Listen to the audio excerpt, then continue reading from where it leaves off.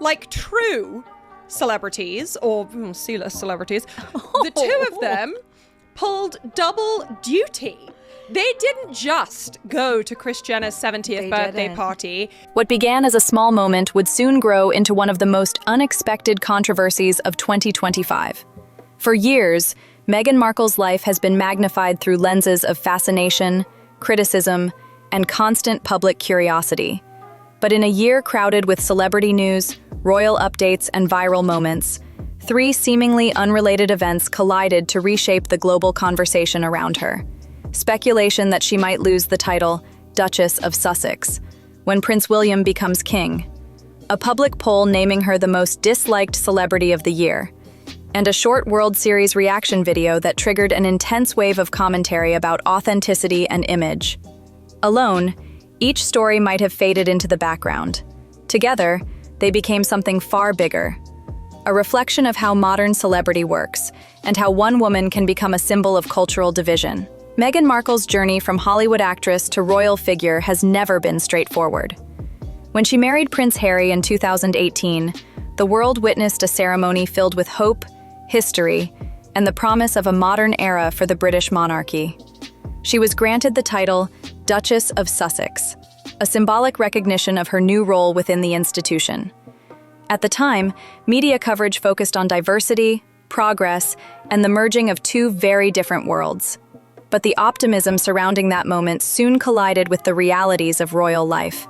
Headlines intensified, coverage expanded, and slowly, the public narrative began to shift. First of all, I would like to nominate this photo for Photo of the Year. Yes, whoever got this. This is, forget war-torn Ukraine. This is the Photo of the Year. And why, I think, is because we got to zoom in on Harry's eyes, please. The whole face is incredible. By 2020, Meghan and Harry stepped back from senior royal duties in a move that reshaped their lives and their relationship with the monarchy. They relocated to the United States, redefined their careers, and built independent projects. Yet one thing remained the same: the titles they had been given on their wedding day. Legally and formally, they were still the Duke and Duchess of Sussex. And for years, the question of whether they should retain those titles existed in the background, but never escalated beyond speculation. That changed as the transition within the royal family began drawing public attention. With King Charles's health emerging as a repeated topic in news cycles, conversations about succession naturally followed. As Prince William's future role became a point of discussion, so did the potential implications for Meghan and Harry's titles. Reports surfaced suggesting that the couple was worried about losing the Duchess and Duke titles once William took the crown. Some articles described them as terrified, framing the situation as a looming threat. Whether or not those reports reflected their true feelings, the speculation fueled headlines around the world. He's like slackjawed, he's like googly, he's like, I'm like 8 drinks in. This is not the first time he's done this. There's no way this is the first time he's done this. Oh, he's not saving it up for the 70-year-old Kardashian. No. I can only imagine the people, the luminaries we have been. The legal reality, however, was far more nuanced. Royal experts stepped forward to clarify that removing a dukedom is not a simple or common action.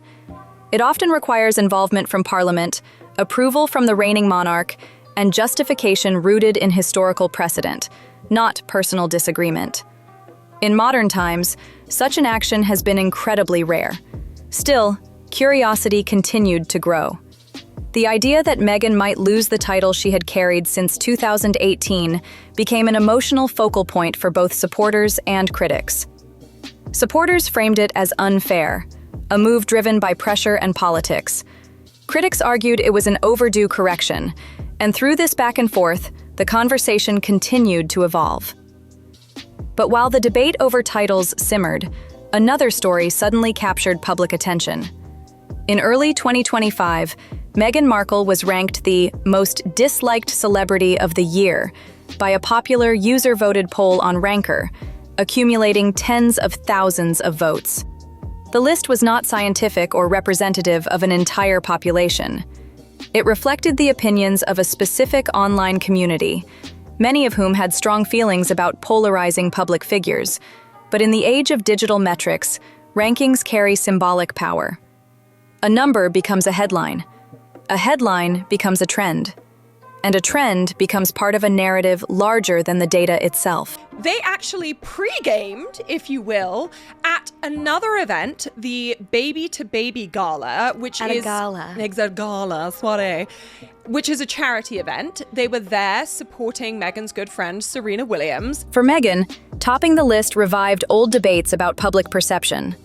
Some commentators pointed out that online polls often attract users who feel strongly, positively or negatively, but do not necessarily reflect mainstream sentiment.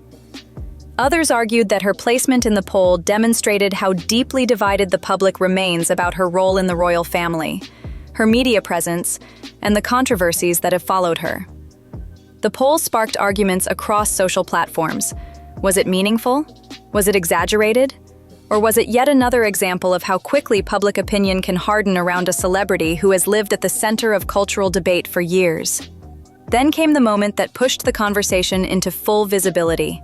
A short video filmed during the Los Angeles Dodgers World Series win. In the clip, Meghan appears smiling, cheering, and celebrating the victory. Prince Harry, standing beside her, looks calmer, less animated, and perhaps even unsure of how to react. The video was brief, casual, and seemingly harmless. But within hours of being posted, it became a topic of national discussion. Meghan Markle and Prince Harry really stepping out. I know last week we talked about how Hollywood is kind of over them, but this week they are in the thick of it at Kris Jenner's birthday party, Charlie. Okay, yeah, Hollywood might be over them, but it turns out the reality world is not. They rubbed shoulders. Critics claimed the reaction seemed staged, while supporters said it was an ordinary moment blown out of proportion.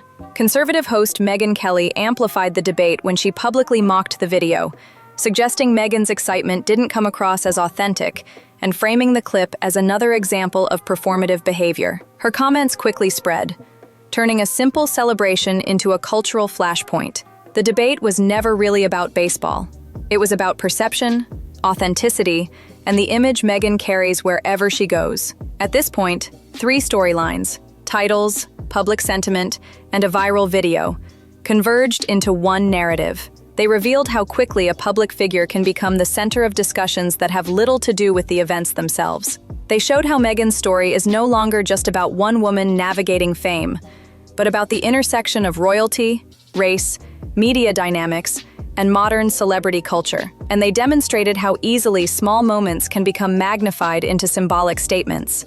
Now, if you think the Oscars is star-studded, I have to give it to Kris. Honestly, I love the woman. Truly. Not just for her plastic surgery, but also for her incredible business sense. Because Absolutely. who else can turn a Respect. pornographic video into a multi-billion-dollar Family corporation? empire. Behind the headlines, something deeper was unfolding.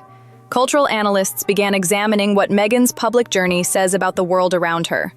They pointed out that few individuals in contemporary history have been scrutinized with such intensity for such a sustained period.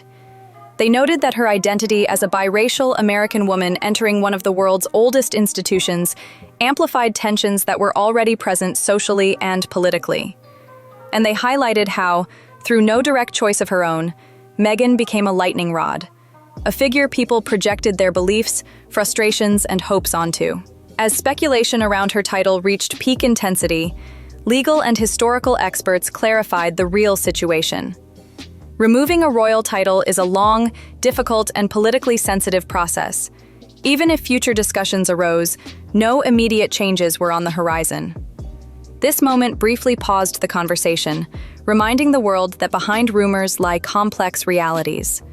But by then, the damage, or perhaps the impact, was already done.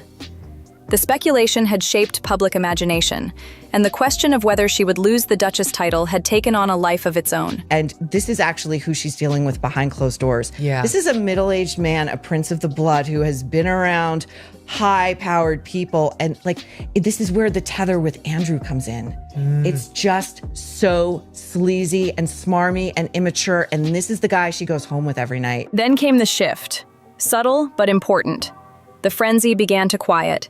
New stories took over the news cycle, and slowly, attention drifted elsewhere. Meghan continued her work in media, philanthropy, and production. Harry remained involved in veteran support and charitable projects. Their titles stayed intact, and the online poll faded into digital history. But the larger questions did not disappear. Instead, they lingered, inviting broader reflection. Meghan's 2025 story is not defined by scandal or downfall. It is defined by the weight of public expectation. It is defined by the tension between tradition and modernity. And it is defined by the reality that in today's world, perception moves faster than truth. A title becomes a symbol. A poll becomes a verdict.